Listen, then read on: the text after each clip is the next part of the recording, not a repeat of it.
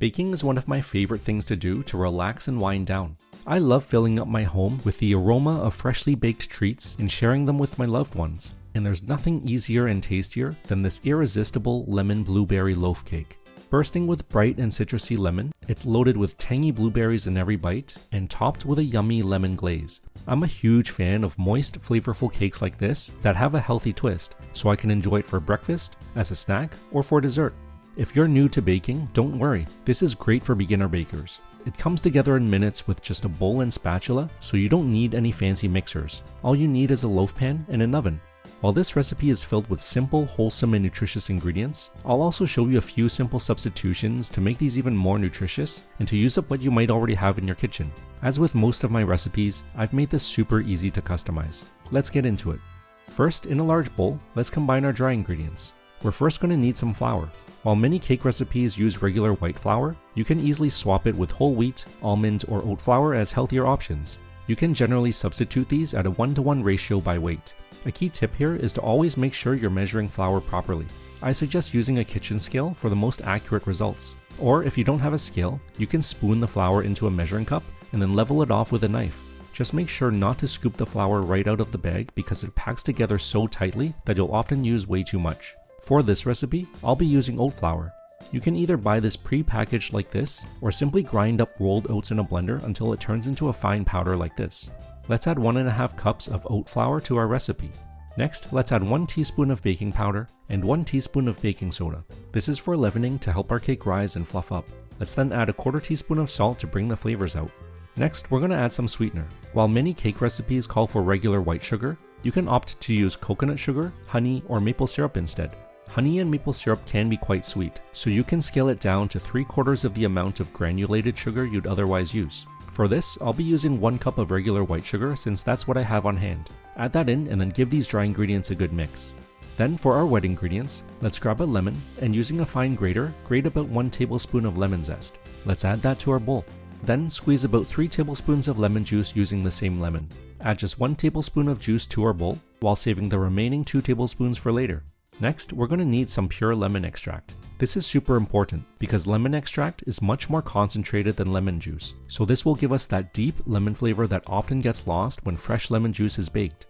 Remember, when it comes to baking, lemon juice adds acidity while lemon extract adds flavor. Trust me, you'll notice the difference. Let's add 2 tablespoons of lemon extract to our bowl. We're then going to need some healthy fats. While many cakes use butter, you can opt for healthier options like melted coconut oil, olive oil, or avocado oil. I'm going to use a 1/4 cup of avocado oil here. Let's pour that in. Then let's add 3 large eggs that have been whisked. You can also use a flax egg by mixing together 1 tablespoon of ground flaxseed with 3 tablespoons of water, which makes a great vegan alternative to a regular egg. Just triple this to replace 3 eggs. We're then going to add 1 cup of Greek yogurt. This will really help boost the moisture of our loaf. We're then going to finish this off with 1 teaspoon of vanilla extract for a pop of delicious vanilla flavor. Give all the ingredients a good thorough mix until you get a smooth runny batter like this.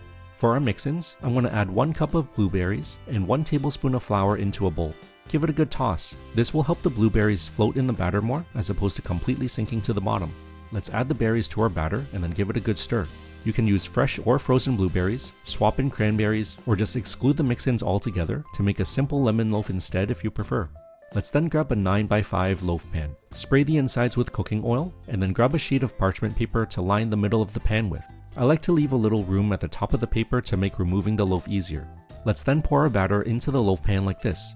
You can sprinkle a few extra blueberries on top if you like. We're then going to preheat our oven at 350 degrees Fahrenheit, and then place our loaf pan inside to bake for about 50 to 55 minutes. Keep in mind all ovens are different, so cooking times may vary. When it's done baking, take it out. It should be lightly golden browned on the top. I like to use a toothpick to check for doneness by piercing it in the middle. If it comes out clean, it's ready to eat. Otherwise, bake it for another 5 to 10 minutes. Then take it out of the loaf pan and let it cool down for 10 to 15 minutes. While it's cooling down, I'm going to prepare a lemon glaze topping by using 1 cup of powdered confectionery sugar. I like sifting it first to get rid of any clumps. I'm then going to add the 2 tablespoons of lemon juice that we had juiced earlier and mix it in with the sugar. Give it a stir until it turns into a smooth, thick glaze like this. And then let's drizzle it right on top of our loaf to cover it all over. Feel free to skip this step if you like, but I find that it really elevates the lemon flavor. Let it chill for a bit to give the glaze time to harden up. Then cut it into slices with a knife. Each slice is super moist, rich, and full of bright, citrusy lemon flavor. The blueberries give each bite a tangy burst of flavor, while the lemon glaze adds just the right pop of extra sour and sweetness. This is honestly so delicious and so easy to make. You can enjoy this right away, or store it away in an airtight container for up to a week in the fridge, or freeze it for up to 3 months. I hope this video showed you just how easy it is for anyone to make a delicious lemon blueberry loaf at home, regardless of their skill level.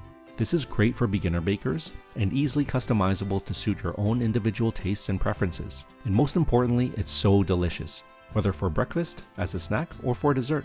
If you decide to give this a try, I'd love to hear what you think. Until next time, thanks for watching.